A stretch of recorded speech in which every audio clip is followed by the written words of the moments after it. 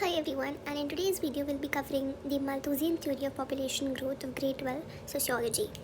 Now this particular theory was given by Thomas Robert Malthus, and he was born on 13 Feb 1766 and he died on 23 December 1834. And let me give you a little bit information about him, a little bit background.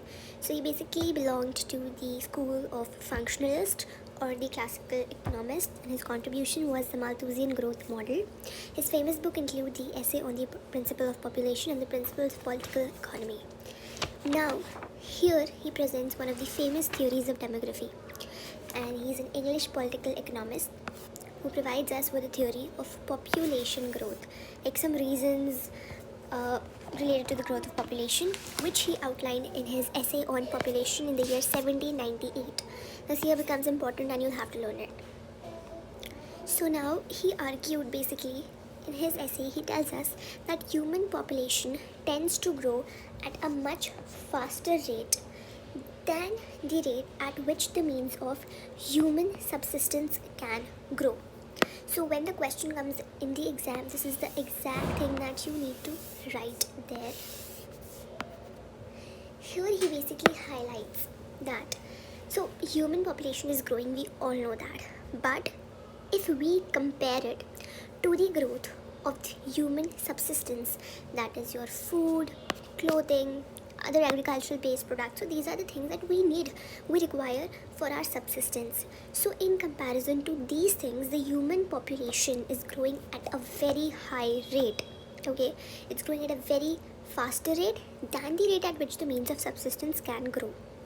Therefore he says, because you see the disparity then, and this disparity, because of this he says that humanity is condemned to live in poverty forever, because the growth of agricultural production will always be overtaken by population growth.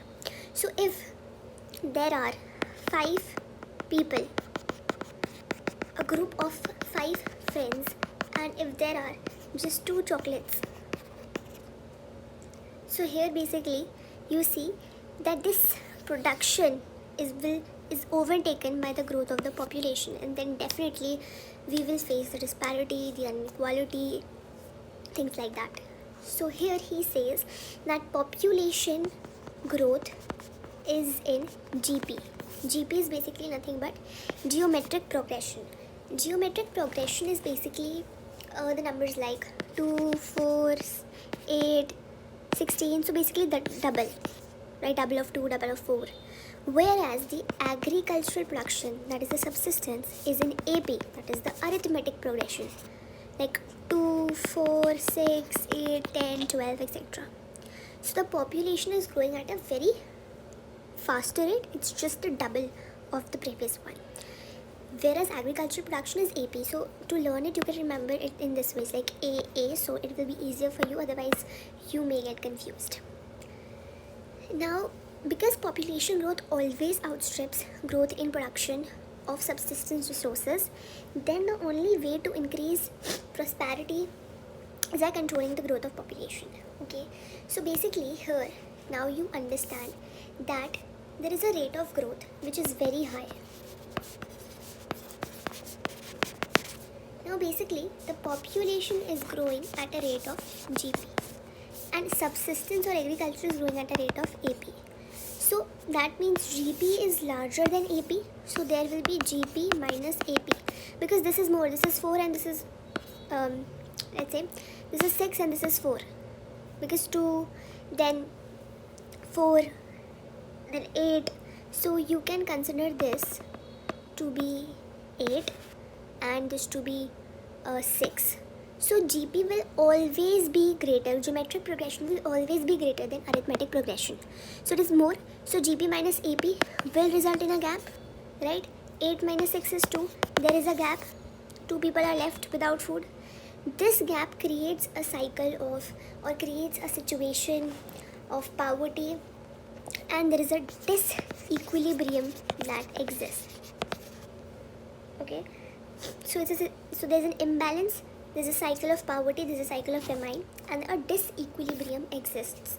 So here a prediction is also made that humanity are doomed to be in poverty. The second is that famine and poverty, they are natural and they're inevitable. So here he says that only way to control or increase the prosperity is by controlling the population. And how do we control it? So basically there are two methods to control this, by preventive checks and positive checks.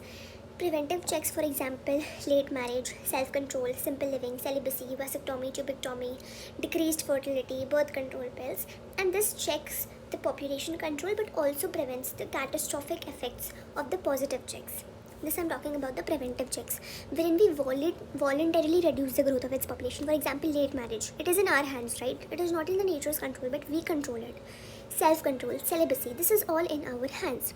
And so, we can control the population, plus we can also control the catastrophic effects of the positive checks. What are positive checks? So they are basically the nature's way to keep a check on the growth of population and plays a very important role when the population goes out of hand. For example, famine, earthquake, diseases, floods, wars, epidemics. So it basically brings the population level to the level of available food supply. Now here we will be studying the criticisms of the Malthusian theory. So basically the first criticism was by the liberals and Marxists who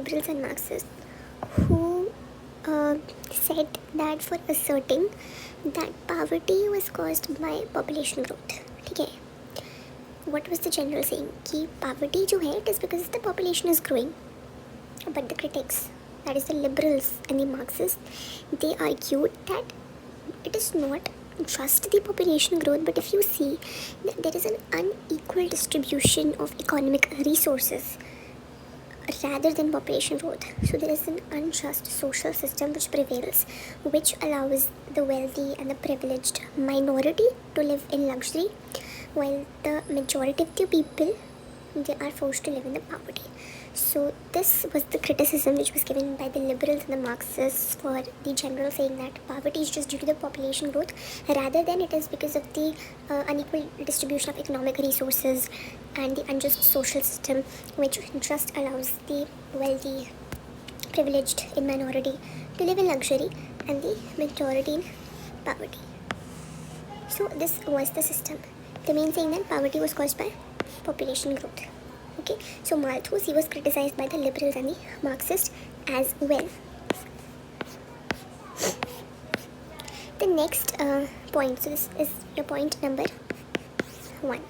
The next is that in Western Europe, when we talk about, so the population was rising at a very rapid rate.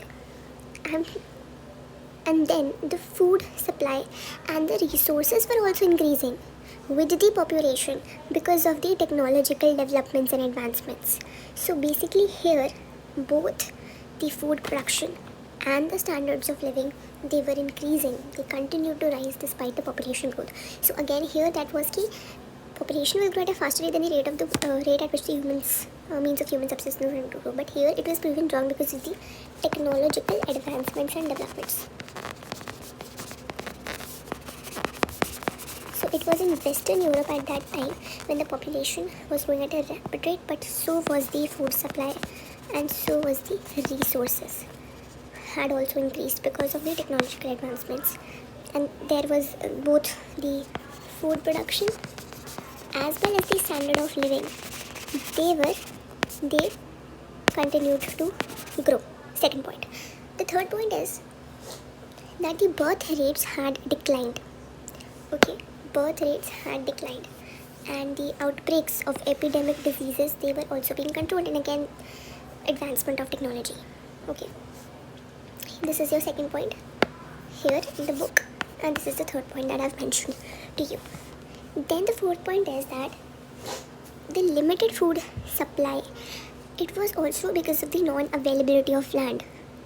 See, if in this particular land people are living this amount and this is for the this land is just reserved for the food resources and everything, that is also one of the reasons. Non-availability of land is also one of the reasons for limited food supply. But we could increase the amount through globalization as well, right? So again here Here it was the advancement in technology, medical facilities, through which there is a rapid increase in resources. So these are some of the criticisms of Malthusian theory, and again a question might come in your exam. So through this video we have covered the Malthusian theory, and this is just to remind you that this is a one short revision wherein we are just skimming through the contents of the NCERT so that we're able to revise and refresh all the points before going to the exam. For the detailed explanation, if you want, there'll be a different video for that. Thank you.